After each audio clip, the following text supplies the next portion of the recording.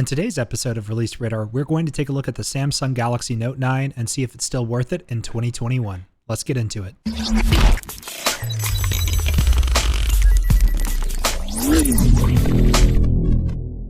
Before we get into the bulk of the video, I do want to say that only a small percentage of people who watch my videos are actually subscribed. I would appreciate a sub. It helps with the algorithm and would help the channel grow. Let's get into the video.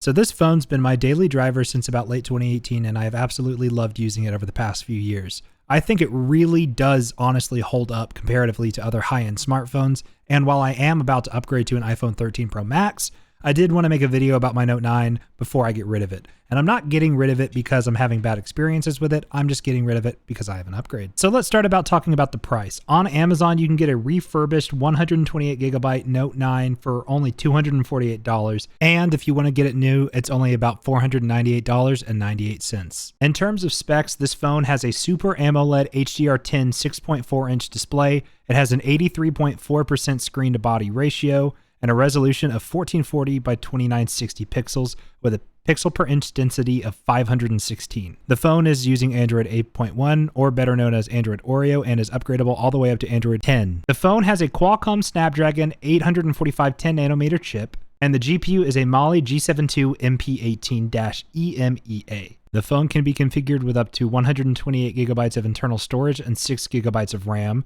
128GB of internal storage and 8GB of RAM, or 512GB of internal storage and 8GB of RAM. The phone also allows you to use dual SIM cards or a micro SD card expansion slot to expand your storage. Now, with all that out of the way, let's just go ahead and take a look at the phone and what I like and I don't like about it. So, starting out with what I like, I do actually have, while recording this video in my possession now, my iPhone 13 Pro Max, and that's what I'm filming this video on the Note 9 with.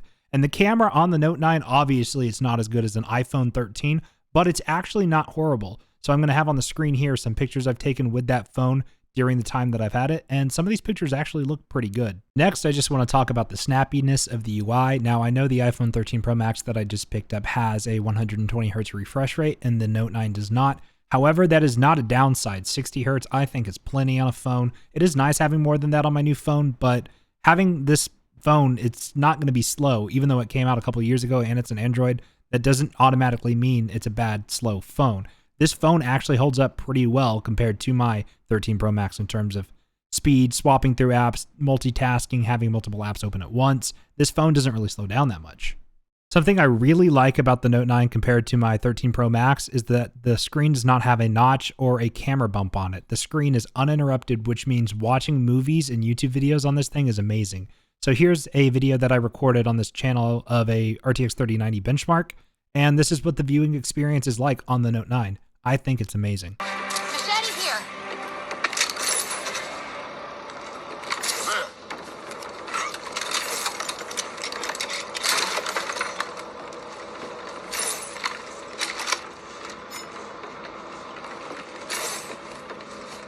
AR here. Now I want to talk about the display. So as you saw from that video, the display is awesome. There's no camera holes or notches in the way. The display looks absolutely amazing. I've never had a situation where I was outside and the display could not get bright enough. Now it does give you that pop-up warning telling you that you should not have your brightness turned up all the way, and I think that they had to add that after the whole fiasco with the Note 7 and the batteries exploding. I had this phone for years, never had any problems with the battery at all. But I think the display is absolutely incredible. You can change the resolution for suiting specific battery needs. So if you need to be on your phone all day and you don't want to use the crazy high resolution, you can scale it down. And you can also change colors on the display. So you can swap between, kind of like on a monitor or a TV, there's different color settings you can swap through, which is actually kind of cool because you can find something that suits your preferences. Now let's talk about battery life. So I use my phone a lot. I use it for taking notes on campus, in class. I don't take a laptop or an iPad with me. I use Google Docs and take notes on my phone just because I can access those notes from any device that I'm signed into Google on. I think that's the most convenient way. I don't lug a backpack around. I have all of my Canvas and stuff. It's all on the phone. I listen to Spotify. I use a GPS when I drive almost anywhere just because it shows you if there's any road obstructions or if there's police or whatever on the road. I watch on average almost 24 hours, and that includes podcasts and stuff, of YouTube a week, and that's pretty much all on the phone as well, mostly with the display turned on, aside from podcasts because I listen to those when I'm driving or when I'm working out or something. So I use my phone a lot more than the average person, and unfortunately, the battery just couldn't keep up with me. It would die if I did not have this thing called power save mode turned on. So this phone does offer power save mode. It lowers the resolution of the screen, limits your CPU usage to 70%, limits the maximum brightness of the phone, and does a couple more things I don't remember off the top of my head. But basically, power save mode makes it so you can use the phone a lot longer before it dies. But a lot of people have portable chargers. They charge their phone in the car a lot. They're driving a lot, so they have more opportunities to charge the phone. Maybe they're always near a charger or something. So if you don't need the phone away from the charger for extended periods of time, I'm talking like a shift's worth of time. If you have a chance to plug your phone in within an 8-hour period, you should be fine without the power save mode on, but it is there and it is an option, and I used it a lot. Now I just want to talk about the build quality of this device. As you can see, it is super thin. Unfortunately, the material is a fingerprint magnet. On the bottom, you have your S Pen, Type-C charging, and a headphone jack. On one side, you have your volume rocker and a dedicated Bixby button. On the other side, you have just your power button. And on top, you have your SIM card removal tray and any necessary antennas to connect to Wi-Fi and such. Now, as you can see by this footage, the phone is an absolute fingerprint magnet.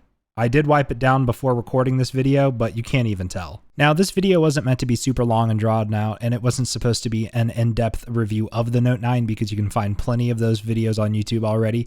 This was just me talking about whether or not I think it's still worth it in 2021, and the answer to that question is yes. I think this phone is an incredible value, especially because phones like the 13 Pro Max cost upwards of $1,200 to $1,300 if you don't have a free upgrade through your carrier. This one you can buy and just own and not have to pay monthly for as low as $250. I think the Note 9 is an incredible phone. It's super sleek. It feels professional. It has a lot of cases and accessories out for it because it's been out for quite a while. The battery life, while it could be better, if you don't mind having power save mode on, it lasts for pretty much a full day with heavy use. And while I didn't use the S Pen all that often, if you like taking notes and jotting stuff down real quick, maybe that's a feature you will enjoy. I never really used it, but I honestly do think that the Note 9 is still worth it in 2021.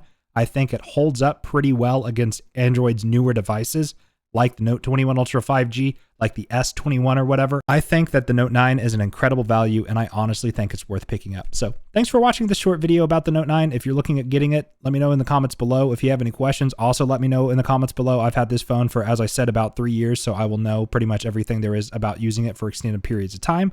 Thank you guys so much for watching. I will have a review on the 13 Pro Max as well as a review on my Apple Watch coming soon. Enjoy your Thanksgiving if you live in the United States. I know that's coming up. And if not, just have a good time all around. Thank you guys so much for watching, and I'll catch you in the next review. Peace.